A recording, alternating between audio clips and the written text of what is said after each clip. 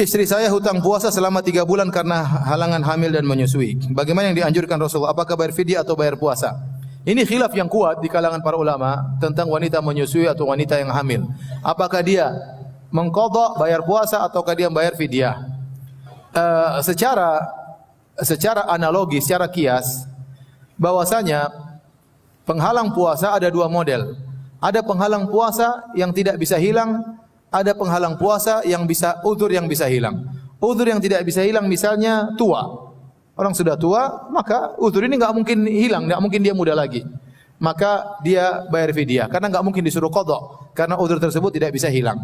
Demikian juga orang yang sakit, yang sakitnya sangat sulit diharapkan kesembuhannya, kemungkinannya kecil. Maka kita jangan bilang tunggu kamu sembuh lagi. Karena uzur ini susah untuk hilang, maka kita suruh bayar fidyah. Dan ada uzur-uzur yang hilang, contoh sakit, contoh safar. Ini uzur yang tidak seterusnya. Orang safar suatu hari tidak safar, orang sakit suatu hari sembuh, wanita haid suatu hari tidak haid. Nah, uzur-uzur yang bisa hilang ini maka tidak boleh bayar fidyah, tapi harus dengan apa? Mengqadha. Nah, kalau kita tinjau dari sisi menyusui dan hamil, ini termasuk dari uzur yang bisa hilang. Oleh karenanya jumhur ulama berpendapat wanita yang hamil dan menyusui harus mengqadha. Namun yang menjadi masalah ada sebagian fatwa dari sahabat, dari Anas bin Malik dan Ibnu Abbas ya, atau Ibnu Umar ya. Mereka berfatwa bahwasanya wanita hamil dan menyusui cukup mengqadha, cukup membayar apa? Fidyah. Maka saya katakan agar kita keluar dari khilaf, kalau kita bayar dengan mengqadha tidak ada yang mengatakan tidak sah. Tapi kalau kita bayar dengan fidyah masih ada yang mengatakan tidak sah. Oleh karena saya katakan wanita yang tidak puasa karena hamil dan menyusui, kalau dia bisa mengqadha dia mengqadha, tapi kalau dia enggak mampu maka dia bayar apa? Fidyah. Dia bayar fidyah karena itulah fatwa dari Anas bin Malik atau dari 2 orang sahabat, dan kita tidak mengenal ada sahabat yang mengingkari. Wallahu a'lam bishawab.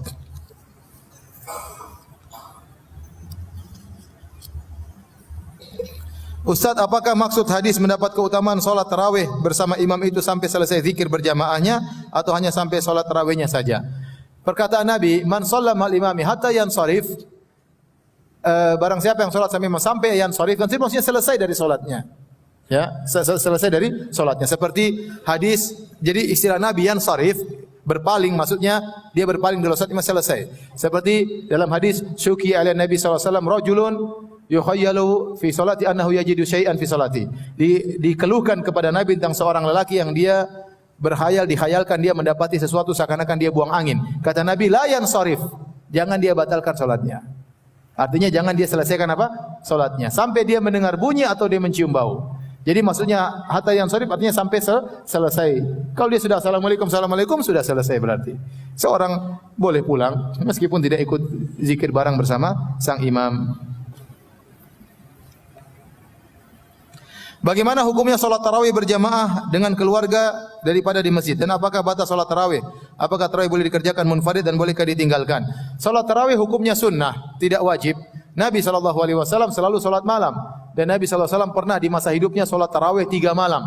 Pada malam keempat sahabat menunggu. Kata Nabi, la yamna'ni al-khuruju ilaikum illa makhafata an tufrada alaikum. Saya tadinya mau keluar jadi imam bersama kalian salat tarawih, tapi saya khawatir diwajibkan atas kalian karena masih zaman syariat. Karena kalau Nabi sudah melanggengkan suatu amalan bisa jadi diwajibkan oleh Allah, sehingga Nabi tidak keluar tarawih lagi, beliau cuma tarawih 3 hari.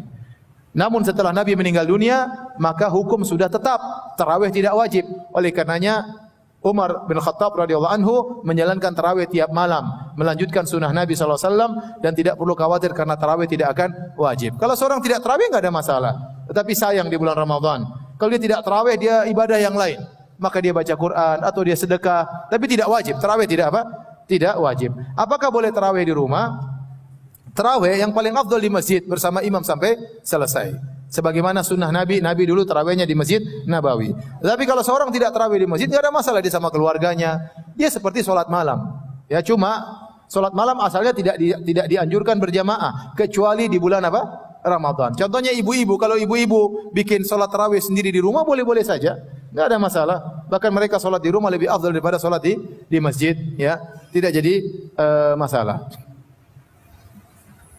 Dulu di zaman sebelum Umar mengumpulkan orang-orang, Umar datang ke Masjid Nabawi, Umar dapatin nas mutafarriqin. Orang-orang terpecah-pecah, ada yang sholat sendirian, ada yang sholat rohtu, yaitu 3 sampai 9 orang, dipimpin satu orang. Jadi kelompok-kelompok dalam satu Masjid Nabawi langsung beragam jamaah. Tapi karena dulu tidak pakai mic, jadi tidak apa-apa, tidak saling mengganggu. Dan itu tidak mengapa. Akhirnya Umar memandang bagaimana kalau dikumpulkan, maka dia pun kumpulkan seluruh jamaah dipimpin oleh Ubay bin Ka'ab radhiyallahu taala anhu. Namun asalnya mereka sholat sendiri-sendiri. Jadi tidak mengapa kalau sholat di sana, sholat sini, enggak ada masalah ya. Tapi sekarang sudah ada masjid, sudah kekompakan kaum muslimin sekarang satu masjid, ya sudah, jangan bikin berjamaah bermacam-macam, khawatirnya terjadi keributan. Apabila bergaul atau jima di malam hari, apakah sahur dahulu atau mandi junub dahulu? Ya. Enggak ada masalah ya. Kalau waktu mepet sahur dulu ya. Nanti keburu mandi junub tidak sempat untuk apa? Sahur. Yang penting Anda waktu sholat subuh di masjid, itu saja. Bagaimana caranya? Anda mau mandi junub jam berapa terserah. Yang penting pas qomat ente sudah di mana? Di masjid ya. Ya, jadi apa, mau mandi junub dulu, mau sahur dulu, enggak ada masalah. Sahur dalam kondisi junub enggak ada masalah. Nabi SAW pernah mendapati fajar dalam kondisi junub. Ya, Nabi SAW adrakahul junub min ahlihi, adrakahul fajar wa huwa junubun min ahli. Kata sebagian istri Nabi bahwasanya Nabi SAW mendapati fajar dalam kondisi junub gara-gara berhubungan dengan istrinya. Itu dalil bahwasanya tidak mengapa seorang mendapati fajar dalam kondisi apa? Junub. Yang penting karena bukan syarat puasa tidak junub, enggak. Syarat salat tidak boleh junub. Ustaz, mana lebih utama antara memberi makan untuk sahur atau untuk berbuka? Barang siapa memberi berbuka, dia mendapat pahala berbuka. Sahur tidak ada dalil khusus, tetapi Nabi sahur bareng. Nabi sahur apa? Sahur bareng. Tidak apa, insyaallah antum bikin berbuat buka, ngajak orang juga sahur. Bukankah dengan Anda memberi sahur kepada dia, Anda membantu dia untuk berpuasa? Gitu tidak? Insyaallah Anda juga dapat pahala. Anda juga dapat pahala. Ya, ada waktu, ada uang kita sebagian untuk acara berbuka, ada. Kalau memang apalagi tatkala i'tikaf, orang-orang butuh untuk sahur, kita kasih juga sahur. Tidak ada masalah. Pahala urusan Allah Subhanahu wa taala. Saat Anda berpuasa, ketika adzan maghrib langit masih terang, meskipun mataharinya tidak terlihat. Apakah dalam kondisi seperti ini sebaiknya berbuka atau menunda berbuka? Ya, Anda punya jadwal atau Anda yakin dengan orang yang muadzin, kalau muadzinnya beradzan pada waktu yang ditentukan, meskipun masih kelihatan terang boleh berbuka. Ya. Sebagian tempat misalnya di waktu panas, meski matahari terbenam masih kelihatan apa? Terang. Karena musim panas. Sebagian tempat begitu matahari tenggelam langsung kelihatan gelap. Yang intinya ada jadwal yang tepat. Kalau Anda enggak bisa lihat matahari langsung, Anda harus punya jadwal yang tepat. Kalau ada jadwal yang tepat, sudah Anda yakini, ya sudah. Kapan tiba jadwal tersebut berbuka, enggak ada masalah.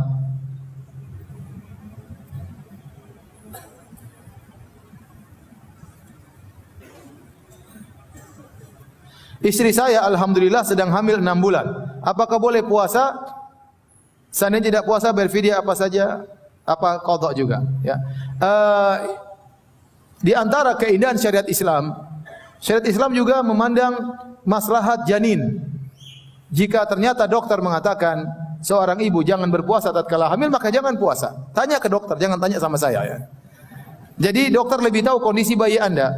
Mungkin ibunya kuat, tapi kalau dia berpuasa akhirnya bayinya tidak dapat nutrisi dan itu buruk bagi sang bayi. Oleh karenanya kalau memang lebih baik berbuka saja meskipun dia kuat. Bukan dia pikirkan dirinya, dia pikirkan apa? Janinnya. Maka kalau dokter mengatakan puasa. Kalau dokter mengatakan jangan puasa, ya sudah tidak usah puasa. Adapun apakah mengqadha atau bayar fidyah sudah kita jelaskan di pertanyaan yang pertama.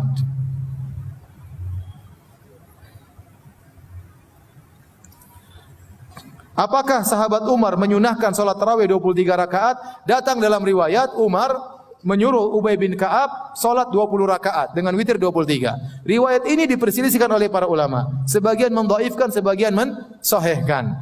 Apakah riwayat ini dhaif atau sahih? Pendapat yang benar, salat malam tidak ada batasan jumlah rakaatnya. Itu pendapat 4 mazhab dan itulah yang dipraktekkan para salaf ya. Oleh karenanya sebagian ulama mengkritiki Al-Imam Al-Albani rahimahullahu taala yang mengatakan lebih dari 11 rakaat adalah bid'ah karena beliau tidak punya salaf dalam hal ini. Justru beliau menyelisih salaf rahimahullahu taala, para salaf membolehkan salat lebih daripada 11 rakaat. Beliau memahami hadis bahwasanya Nabi selalu salat 11 atau 13 rakaat. Namun kita berusaha memahami hadis dengan pemahaman para salaf, ya.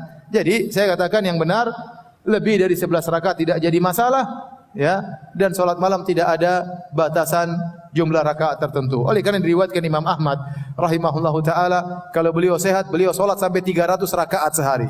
Tatkala beliau sakit, beliau salat 100 rakaat sehari. Kalau kita lagi sehat berapa rakaat? Kalau sakit mungkin enggak salat. Malah sudah semuanya salat yang wajib-wajib saja kita kerjakan.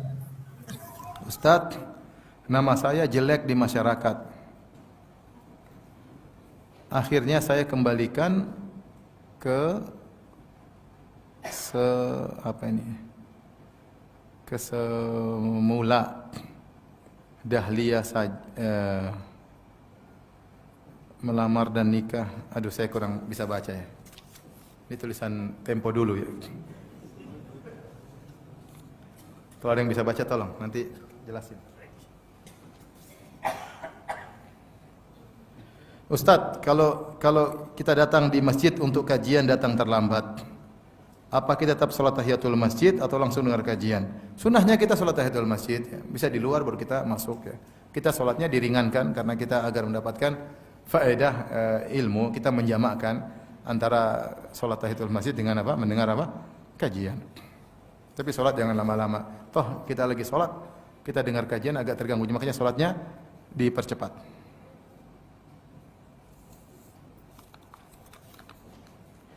Ustadz, saya bertanya, saya sedang hamil dan kadang masih awal, kadang masih mual dan pusing. Kalau saya pas puasa dalam kondisi yang mual dan pusing dan saya masih memaksakan untuk berpuasa, apakah saya berdosa? Allah berikan keringanan, Allah berikan keringanan. Ya, man kana minkum maridhan aw ala safar. Siapa yang sakit atau sedang bersafar. Orang yang hamil kemudian mual dan pusing, sungguhnya dia sedang sakit. Kalau dia paksa-paksakan dia mampu, tapi dia berat melaksanakannya. Dan Islam memudahkan. Kemudian yang perlu dipikirkan bukan diri kita saja, kita perlu pikir janin kita. Ya. Janin kita dalam perut dia punya hak. Coba konsultasikan ke dokter. Khawatirnya kalau kita maksakan puasa, nanti asupan gizi kepada janin berkurang. Kecuali dokter mengatakan tidak apa-apa, karena ibu sudah konsumen suplemen atau vitamin atau apa, puasa insya Allah aman. Tapi konsultasikan kepada dokter. Dan yang kita pikirkan bukan diri kita saja, tapi kita pikirkan juga janin. Tapi kalau lihat kondisi mual-mual, pusing-pusing, sakit, demam, sebaiknya jangan puasa. Sebaiknya jangan puasa. Ini keringanan. Tapi kalau mual ring, artinya pusing ringan, dia bisa tahan. Dan dokter mengatakan tidak mengapa, janin insya Allah aman. Sebaiknya dia puasa. Ya. Tapi saya katakan tadi konsultasikan dulu ke dokter. Jangan sampai kita menyesal di kemudian hari gara-gara kita puasa, anak kita kemudian kurang asupan gizinya. Karena saya pernah dapat kasus sekali, saya pernah ditanya seorang ibu yang dia maksa puasa, akhirnya anaknya bermasalah. Entah karena puasanya, tapi intinya anaknya kurang asupan gizi. Mungkin dia kurang minum vitamin. Sebagian ibu bukan ketika hamil dia minum vitaminnya kuat sehingga dia kuat. Tapi ada ibu mungkin tidak pernah ke dokter, ya. Ya, kalau dokter pun cuma lihat halo dokter. akhirnya kekurangan gizi, nggak tahu atau apa, akhirnya janinnya bermasalah. Apakah saat menjelang 1 Ramadan kita diwajibkan mandi junub? Iya, kalau lagi junub mandi junub 1 Ramadan, 2 Ramadan terserah. Kalau tidak ada junub tidak usah mandi apa? Junub, mandi biasa aja, seger-segeran. Ya. Ustaz, apakah wanita boleh iktikaf di 10 hari terakhir Ramadan di masjid? Wanita hukum asalnya sama dengan lelaki. An-nisa syaqaiqur rijal. Wanita seperti lelaki. Dan para istri-istri Nabi beriktikaf, terutama ketika Nabi SAW meninggal dunia, banyak istri-istri Nabi pada beriktikaf. Dan iktikaf adalah ibadah yang agung, kita butuhkan karena kita sudah 9 bulan penuh dengan kegiatan duniawi, interaksi dengan ini. Sekali ini kita ingin lepas semua relasi keduniaan, kita ingin connecting dengan Allah Subhanahu wa taala. Dan itu sangat berpengaruh dengan kebaikan hati kita. Kita pikirkan akhirat, pikirkan alam barzah, pikirkan bagaimana nanti kita kalau dihisab. Makanya Ibnu Rajab mengatakan hakikatul i'tikaf, hakikat i'tikaf adalah qatul alaik anil khalaik wa ittisalu bil khaliq. Memutuskan segala relasi dengan makhluk dan menyambung connecting dengan Allah Subhanahu wa taala. Kebutuhan membersihkan hati bukan hanya dibutuhkan oleh lelaki, tapi dibutuhkan juga oleh para ibu-ibu. Bahkan sebagian ibu-ibu keterkaitan dunia lebih tinggi. Karena mereka di rumah saja tapi ngelihatnya Instagram, tas, dompet, berita, sehingga tetap aja duniawi, tetap aja duniawi. Nah, kita ingin bersihkan hati kita dari keterikatan duniawi selama apa? Iktikaf 10. Masa tidak? Makanya sebagian ulama sangat menganjurkan. Dan ini latihan untuk kita bersendirian dengan Allah, berkhulwat dengan Allah. Karena nanti dalam kehidupan ini, dalam fase kehidupan kita, lebih banyak kita bersendiri daripada kita ngumpul sama manusia. Kita di dunia 60 sampai 70 tahun, setelah itu kita masuk alam barzah sendirian. Kalau kita sudah terbiasa bersendirian dengan Allah, kita akan mudah menghadapi kondisi seperti itu. Makanya di antara kesedihan yang dialami oleh orang yang dikuburkan, Allah menjadikan dia mendengar langkah kaki yang meninggalkan dia, langkah sendal, bunyi sendal orang-orang yang meninggalkan para penziarah. Jadi ketika dia dikuburkan, semua ikut ngantar, istrinya, anaknya, teman-temannya, tetangga-tetangganya, dan dia belum dengar apa-apa. Tapi ketika mereka pergi meninggalkan kuburan, Allah buat dia dengar. Terkumpullah puncak kesedihan. Mereka sudah meninggalkan apa? Dia. Tapi kalau dia sudah terbiasa berbahagia dalam kesendiriannya, di antaranya ketika i'tikaf, ketika sholat malam, dia memojok, dia baca Quran sendiri, dia memojok, dia baca tafsir sendiri, ya. Insya Allah dia mudah menghadapi kesendirian tersebut. Makanya saya bilang kita di dunia ini kita cari kebahagiaan dengan kebersamaan, kita bahagia dengan kumpul dengan anak, dengan istri, kumpul dengan kawan-kawan, kita ada kebahagiaan. Carilah kebahagiaan dengan tatkala kita bersendirian, ingin sendirian. Ya, baca buku sendiri, ditemani secangkir kopi, sudah bahagia. Nulis. Bangun malam-malam, kita menangis, subhanallah. Kita menangis berlinang air mata, di balik tangisan tersebut ada kebahagiaan. Ya, banyak orang tertawa, di balik ketawa tersebut ada kesengsaraan. Kemudian kalau bangun malam, dia menangis, di balik tangisan tersebut ada kebahagiaan. Oleh karenanya, bukan cuma i'tikaf bagi laki-laki, bagi ibu-ibu juga boleh i'tikaf, disunahkan i'tikaf dengan syarat suaminya harus izinkan. Suaminya harus apa? Izinkan. Karena i'tikaf adalah keluar rumah, dan wanita secara umum keluar rumah harus minta izin. Keluar rumah, mau pengajian harus minta izin, mau ke mall harus minta izin. Dan suaminya jangan ditipu, "Mas, saya ke pengajian," padahal habis pengajian belok kanan ke mall.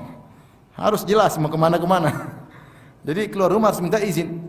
Hak suami adalah istri di rumah, tidak boleh keluar. Termasuk keluar rumah adalah ke masjid untuk apa? I'tikaf. Kalau suami tidak izinkan, ya sudah, dia sibukkan ibadah di rumah. Yang kedua, syarat agar dia bisa i'tikaf, dia tidak meninggalkan kewajiban. Kalau ada kewajiban yang lebih utama dia kerjakan di rumah, harus ngurus anak, atau ada orang tua sakit yang harus dia rawat, maka dia tidak boleh apa? I'tikaf. I'tikaf sunnah. Jangan sampai dia tinggalkan kewajiban hanya ingin menjalankan apa? Sunnah. Ya. Kemudian juga khilaf di kalangan para ulama tentang wanita yang haid. Apakah wanita haid boleh i'tikaf atau tidak? Jumhur ulama mengatakan tidak boleh, karena wanita haid tidak boleh berdiam lama di masjid. Pendapat Zahiriyah mengatakan boleh, karena tidak ada dalil yang melarang. Saya lebih condong pada pendapat Zahiriyah. Selama seorang wanita ke masjid kemudian dia pakai pembalut, tidak ada darah yang menetes, maka tidak mengapa dia i'tikaf di masjid. Dan tidak ada larangan tegas dari Nabi sallallahu alaihi wasallam. Padahal di zaman Nabi banyak wanita yang ke masjid. Tidak larang Rasulullah mengatakan wanita haid tidak boleh di masjid. Tidak ada. Wallahu alam bisawab. Jadi tidak mengapa bagi wanita ingin i'tikaf silakan. Namun perhatikan hakikat i'tikaf. Hakikat i'tikaf itu kita melatih kesendirian. Bukan kita i'tikaf kemudian kita ngobrol-ngobrol, enggak. Kita ngobrol sekali lagi makan bareng, oke. Tapi jangan terus-terusan. Masing-masing mojok sebelah kanan, sebelah kiri, pura-pura tidak kenal sebelah kanan, sebelah kiri. HP dimatikan, itu i'tikaf yang benar. Adapun i'tikaf, kemudian pegang HP, kemudian malah hitung-hitungan, tawar-tawaran, kemudian ngobrol sama teman-teman. I'tikaf, bilang kamu bawa bakwan goreng, kamu bawa pisang goreng, kamu bawa kopi. Ini warung kopi pindah ke Masjid Az-Zahra. Jangan. I'tikaf bukan untuk itu. Sesekali kita ketemu karena ada koordinasi, oke lah. Setelah itu masing-masing sendiri-sendiri. Berusaha menangis sendiri-sendiri. Jangan kemudian gabung melulu, enggak. Itu keluar daripada hakikat apa? I'tikaf. Kalau bisa ente i'tikaf tidak ada yang kenal, bagus. Sehingga antum sendirian, tapi ya kita kadang perlu teman untuk saling bahu-membahu dalam jalan i'tikaf. Tapi intinya i'tikaf adalah untuk mencari suasana kesendirian. Bukan untuk bareng-bareng. Kemudian ikhlas, i'tikaf harus ikhlas. I'tikaf jangan tulis di status HP lagi i'tikaf, jangan ganggu. Ya udah. Nanti i'tikaf bilang-bilang orang ya. Udah matikan HP selesai. Orang tanya kenapa lagi sibuk, sudah selesai. Enggak usah lagi i'tikaf, enggak usah.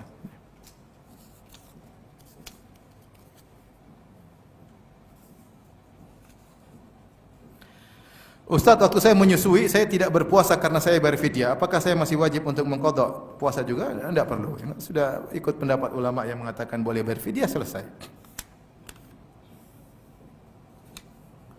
Ustaz, saya ingin bertanya, ibu saya awal tahun ini meninggal dengan memiliki hutang puasa yang belum diganti karena qadarullah beliau setahun sebelum meninggal terkena penyakit ganas.